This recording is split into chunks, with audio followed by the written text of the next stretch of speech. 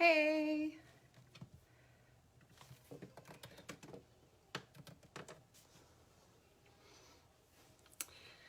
I'm gonna give everyone a chance to get on here that's attending live.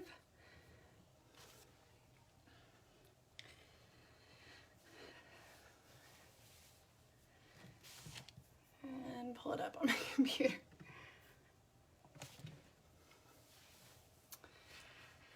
Hey, Alex.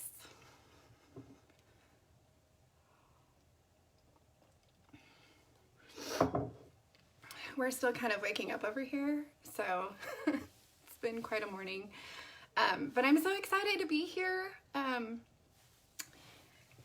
Stacy's been asking me to do this for a while, and I'm going to be talking a lot about consistency and most specifically time management today.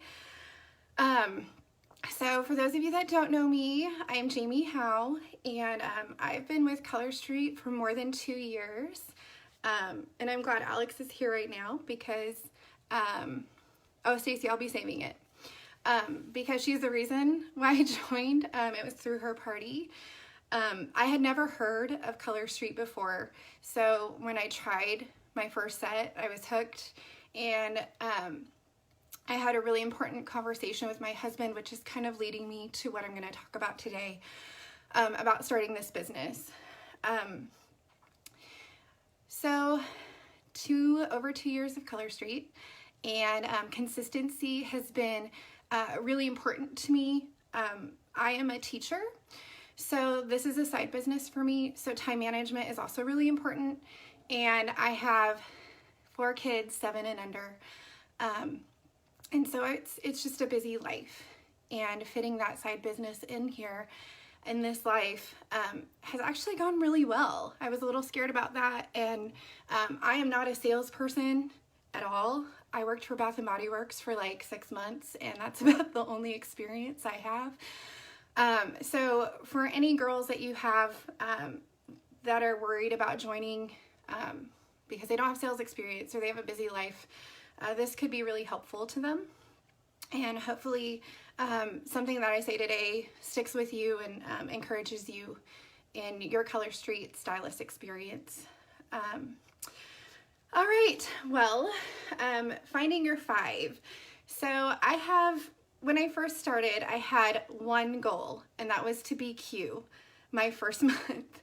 And then I hit my first jump start, and I was shocked. Super excited because things just took off. I started by wearing my nails and showing everybody my nails, and I'm a teacher, so this is a great product for teachers because it's quick, easy, and we like to look good at our job. And I'm using my fingers constantly in the classroom. So I started putting the nails on my coworkers, and news just spread through the school. And that was really how I hit my first jump start. And like I said, BQing was my first goal. Well, that is grown into 5 areas that I tend to focus on in order to fit the side business into my busy life.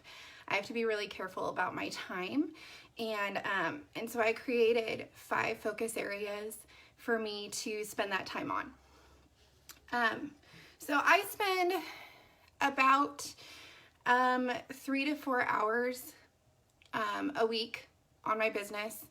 1 to 2 nights a week, I do like 2 to 3 hours of work, and that includes nail mail, checking in with customers to see how they are liking their nail sets, messaging about parties, and watching trainings. And then the first and third Saturday of the month, my husband has allowed me to put aside 2 to 4 hours to set up my VIP group, and then also to book parties and to set up parties. So we kind of had that timing down at the beginning of starting this journey, and it's maintained itself pretty well. COVID's changed a lot of things, but I'm just going to talk mostly pre-COVID because I'm sure we'll get back to that time, hopefully. So the first Saturday of the month, I do all of my giveaways, and I'm going to talk about that a little bit in one of my Finding Five, because that's going to be my VIP focus group. So the first thing that we asked ourselves, my husband and I, when we started, was, what do we want this business to do for me, for our family? And I wanted to have a goal and to reach a goal, and I wanted to be cute, and I wanted to have pretty nails. So that was a really simple start. That has grown over these 2 years into several things. So I'm going to talk about the 5 things that help me reach consistency every month, so be cute every month, and then also allow me to not feel overwhelmed with what needs to be done with Color Street. So my first focus is goal setting, and I'm a teacher, so goal setting is just something that comes naturally. I want to create a monthly goal, and then I like some kind of a long-term goal. So my monthly goal is always BQ. I like to make my goal BQing by the 15th, and then how many parties you want to schedule. I do about 1 to 2 parties a month because I'm pretty busy, but parties are really important because that's how you expand your VIP. That's how you you get new customers, and so I am changing that focus into 2 to 3 parties a month starting this next fall launch. That's my long-term goal. And then maybe like a group goal, growing your group, or reaching out and doing 50 messages that month. So you want to have some kind of a goal. I think it's always good to have an attainable goal, and then one that really pushes you. So maybe even 2 monthly goals. Stacy's really good about posting something at the beginning of the month that asks you what your goals are, and I highly recommend writing them out on that post. And then some kind of a long-term goal. My long-term goal, I just reached my long-term goal of team leader. I'm super excited. But I would really like to grow that into director. So I have a long-term goal of hoping to be director in the next year. And then I would really like to build my VIP group another 20 members by the end of this year. And my VIP group is actually not gigantic. I have like 140 people in there, but I'm very close to most of those people because we've built a relationship, even if it's someone I've never met in person. And so I think as long as you're making your VIPs feel like a VIP, you don't need a giant group. But I do want to expand that about 20 people so that I can get some more of those relationships in there. So that is my first focus that I use my time management for. I create those goals. And then I meet those goals. A lot of that is through my VIP group. So I talked a little bit about my VIP group. That is a group of actual real friends. We've created relationships throughout these last 2 years. Some of them were people that were already close friends. Some were people I didn't even know. And so I love that part of my job because it's my girl time. And I get to have conversations with a lot of those people through Messenger. So I set my monthly VIP posts. I do 1 a day at least. I time them on the first Saturday of the month. So I go through and I time all of them through the first Saturday of the next month. And I know that there's new graphics that come up. And so that second time, the third Saturday of the month, my second Saturday that I work, I go and I check up on that. Now we have so many great resources from Color Street, from graphic groups, from our nail fee groups, that I just pull everything off of there. I don't create a lot of graphics. I have Word Swag. I'll use that sometimes when I need something that's more personal for my VIP group, but I really just don't like to reinvent the wheel. So that's part of my time management. So I do at least 1 post a week. I do nail fee clusters, so like a bunch of nail fees, tip Tuesdays, or, you know, one of those wordy day of the week, I do a personal post almost every week, an update on life or asking for advice, just to keep that relational piece in my VIP group. And then I do at least 2 interactive things, this or that Thursday, or would you rather, or pair these, you know, what's your wish list, whatever. And then I try to do 1 sale every other week. So that seems like a lot of sales, but it's usually like I show a picture of Tokyo Lights and say I have 10 of these in my stock. The first 10 that are sold, $10 a piece. So that's, I mean, it's kind of a simple sale like that. And then every month I do a nail fee challenge. My girls love that. I get like 50 to 70 nail fees a month. It's really awesome. And they're way more creative than me. And then of course you'll add in like new set releases, a lot of that kind of stuff. So I just try to keep my VIP live and keep interacting with my VIPs. That's really where my consistency comes from, is my VIP groups. And I like to grow that through my parties and use my VIPs to host parties. So then through my VIPs, I've made a lot of, yeah, I know, 50 to 70. They are so creative. I've actually shared more of their nail fees on the Big Stylist nail fee page than my own, because they're just so creative. So yeah, I'm always impressed. I'm like, oh, I need to do that one, that combination. Lots of creativity in my group. So know your group. You know, my VIPs, they're very creative. So I like to post a lot of creative stuff there for them. So my third focus is life connections, how Color Street and I connect. I think that is really important because people see that it's not just a job. And as a teacher, my job is not just a job there either. And so I think the relationships I've made, and then how much Color Street has blessed me and how much my team has blessed me is really important to share. And so I share that on Facebook once a week. I share something, whether it's a business blessing or it's a repost of something Color Street has posted, and I'm saying, hey, you guys, this company is awesome. Just showing off the good that has come out of Color Street and how it's blessed my life. And I've even posted pictures of my son with stickers on his nails being like, look, he wants to be like mommy, you know. And so I think making it personal, but also just bragging on how awesome and how lucky we are to be stylists.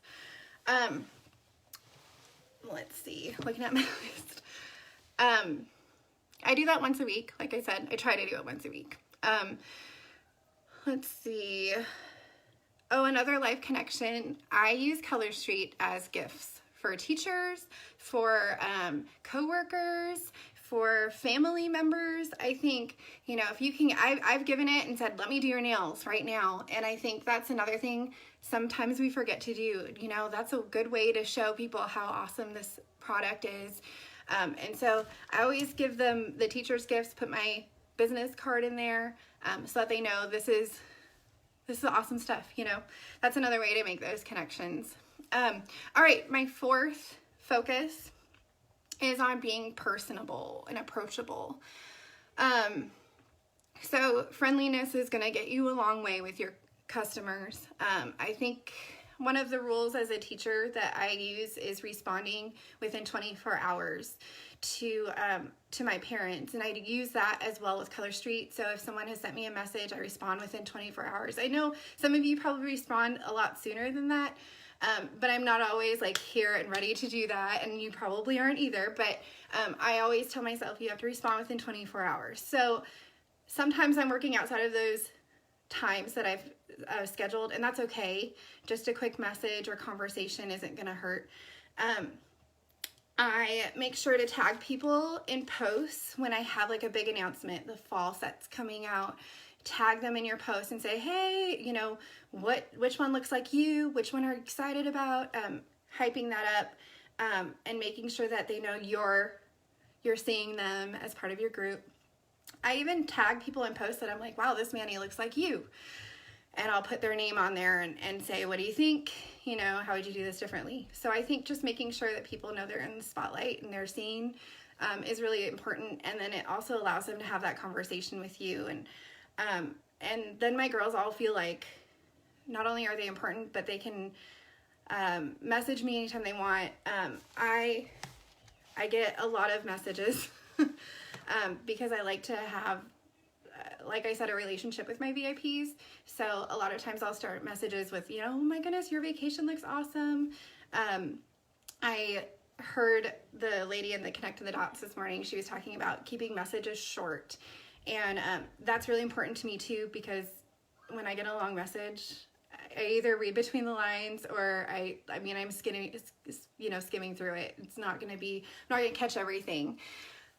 So I try to keep my messages short, but also personal. You know, I hope you had a great vacation. Have you thought about doing a party? You know, just kind of leewaying into that. I wouldn't do the party like until the middle of the conversation, but I think making yourself approachable allows people to feel comfortable, and that's important.